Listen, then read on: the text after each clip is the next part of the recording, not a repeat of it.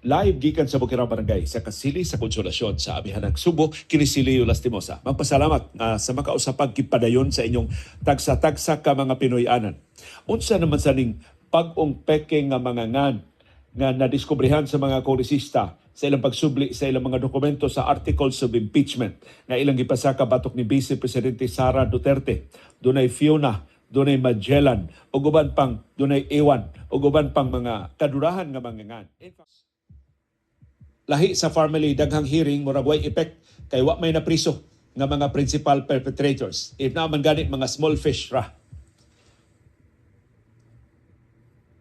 Natay listener sa Michigan, sa Estados Unidos, iyangan ang halin sa Cubao.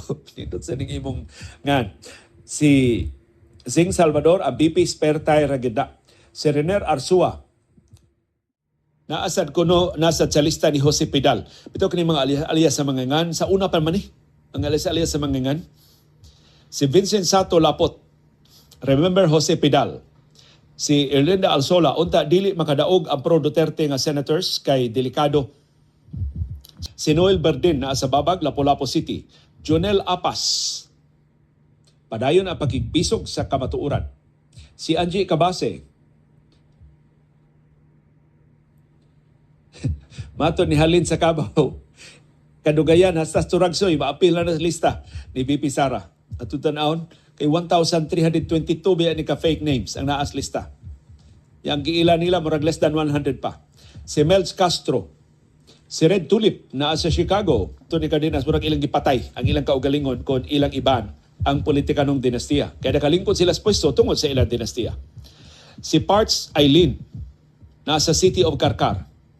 Ang halin sa Cubao, basin middle name anang Mary Grace Piatos Piwi. Si Engineer Catalino Rizero Davis, kakuyaw jud sa usa ka mayor or vice mayor, moderitso pagka vice president. Salamat kayo sa inyong tabang sa atong mga programa. Si Angie Cabase, si Los Biminda Gabutan, ang halin sa Cubao, kumusta ang hearing sa mga vloggers na abay ng hilak? Karon adlaw ang hearing, atong atangan. Na abay mulugmaw ng mga luha aton sa hearing. I-live stream ba ko na pangitaa sa TRICOM sa House of Representatives. So i-search lang House of Representatives na diya ang mga tanang schedule na hearings. Karong adlaw. Usually kanang mag-una kay daghan kanang viewers ang hearing sa TRICOM. Si Councilor Alan Borbajo sa Mandawi City.